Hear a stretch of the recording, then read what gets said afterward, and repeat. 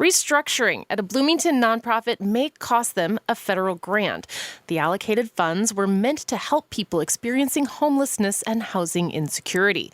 The town of Normal granted those funds. They say they're not sure the nonprofit is delivering. WGLT's Melissa Ellen has more on what went wrong and what's going to happen with the money now. PATH is a Bloomington-based nonprofit that operates multiple statewide help hotlines and a homeless services division.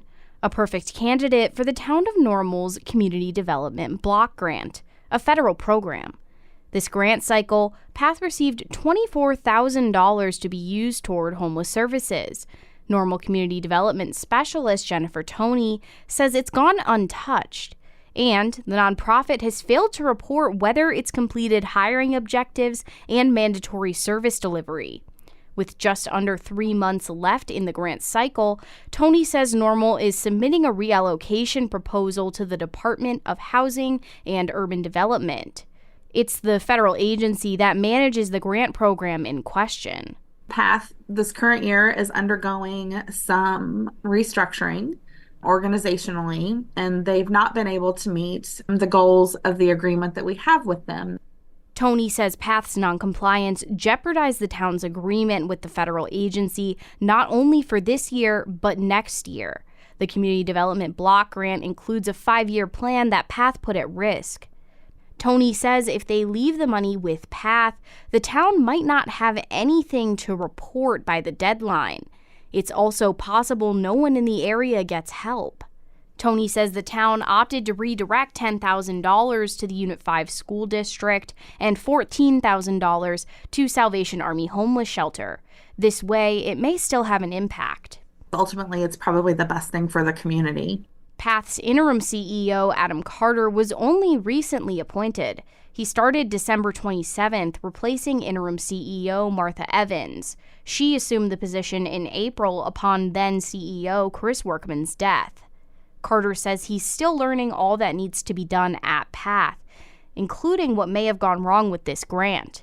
In an email statement, he writes that PATH is committed to continued collaboration with the town of Normal and to addressing the issue of homelessness in McLean County.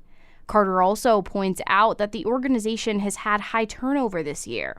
He says there are several positions, including his own, that need to be filled permanently. When PATH received the Community Development Block Grant, it was tasked with hiring a part-time staff member and assisting at least 20 clients from last April to this March. Federal deadlines. Toney says PATH has not communicated whether they've done either. It's possible, she added, the agency has helped no one. With little time left for Unit 5 and Salvation Army to meet annual goals should they receive funds, Toney says expectations will be adjusted. The grants will still be used for homeless services. Unit 5 spokesperson Dana Brown says the town approached the school district to participate. She adds that the number of students experiencing homelessness has been increasing. She estimates around 130 students currently. It's a huge issue in the schools. Brown says it's part of the school district's mission to help. We work in many capacities to break down barriers to education, and there's literally no greater barrier than not having a place to live. At Salvation Army, Regional Social Service Director Joanna Callahan writes in an email that their plan would be to use the funds for emergency hotel shelter placement, rent and utility assistance, food items, and transportation. They would do this through pre-existing programs. Callahan adds that Salvation Army and PATH have collaborated in the past, and she hopes they find their footing again. In the meantime, Salvation Army can distribute funds appropriately. Before any reallocation is finalized, Normal will take public comment and submit a formal amendment to the U.S. Department of Housing and Urban Development. As of Wednesday, Toney says she hasn't received any formal comments. Future Community Development Block Grant funding has not been distributed. Toney says that means something like this can hopefully be avoided for the next year's grant cycle. I'm Melissa Ellen.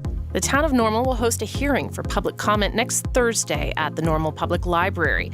All complaints will be included in the revised funding request sent to Housing and Urban Development. Next week on Sound Ideas, we'll go inside the staff and leadership overhaul at PATH that puts some of its homeless services funding in jeopardy.